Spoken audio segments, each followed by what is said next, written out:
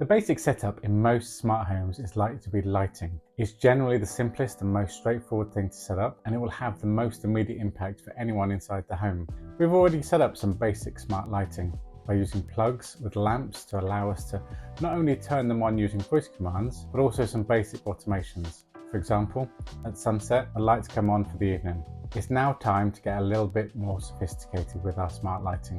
I have thought about 4 rooms that I can use smart lighting in, and they will all be set up slightly differently. There's no standard way to set up smart lighting. They all have a couple of things in common. There will always be the light itself, and this can be a smart light controlled by Wi-Fi or some sort of controller, or it can be a dumb light that is controlled by the power sent from the switch. The same really applies to the switch. This can either be a dumb switch or it can be a smart switch. I'm going to set up a couple of different types of smart switch, one being controlled using a Zigbee smart dimmer and another being controlled by a Sonoff mini switch. Then there's the trigger that's used to turn the light on. Usually this will either be a voice command from Google, Alexa, etc., or it may be a motion sensor. Having a motion sensor means that the switch really just becomes a backup for when the network's disconnected and you need to use a good old manual press to turn on the light, or maybe to override an automation if you want to do something different, for example to keep the light on longer. I'm going to be using a couple of different motion sensors. Setting up a smart light in our toilet just needs a simple motion sensor to switch on, and then our automation will pause a while before switching off. However, in my office, for example, I'm going to need the light to stay on a lot longer while I'm working. So in here, I'm going to use a more sophisticated motion sensor, the Everything Presence one, which includes a millimeter wave sensor. This will not only detect infrared movement, like a standard passive infrared or PIR sensor, but will also detect small movements, even down to my chest moving as I'm breathing. Therefore, I can be sat still and just typing, and the sensor will know that I'm still here in the room and keep the light on. Even PIR sensors come in different styles. For example, the Sonoff motion sensor is really cheap and really good at detecting motion, but does not have extra functionality like the Aqara motion sensor, which can also detect the light levels. This extra sensor means that I can add more detail to my automation by including conditions like the current light level. This means that I can set the light to come on in the evening when I need the light, or, for example, in the toilet if I close the blind during the day for some privacy and it makes the room dark. I can then have the light switch itself on. Having planned out what I'm going to do in each of the 4 rooms, here's a visual representation of each to help me explain it a little clearer.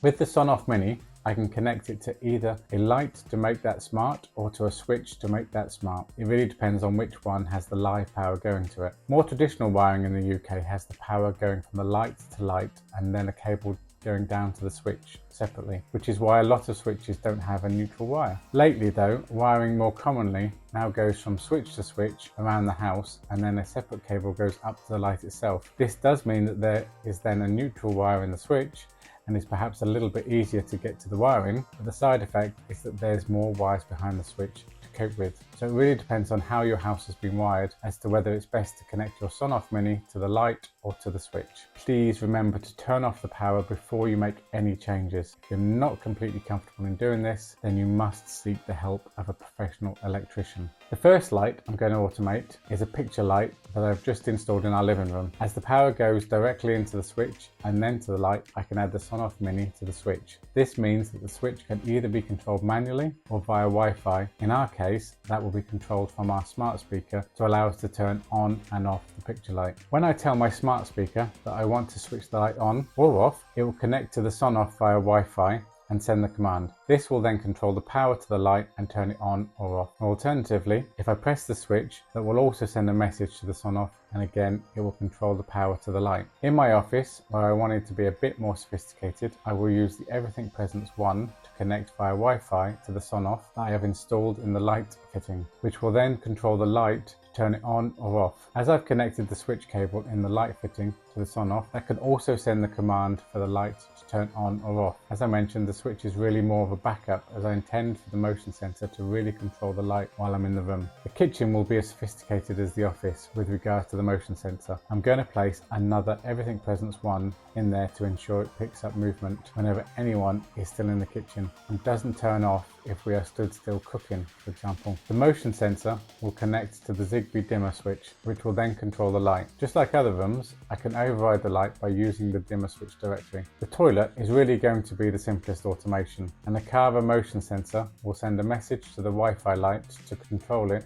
coming on, and then the automation will switch off the light after a set period of time. While the switch can be used to override the light, I'm going to hide the cable for the switch because I really want the power to stay on all the time.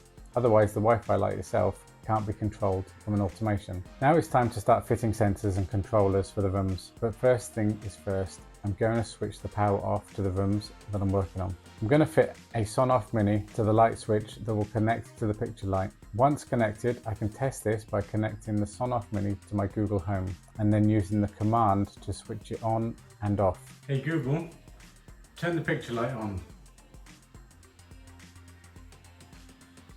Hey Google, turn the picture light off.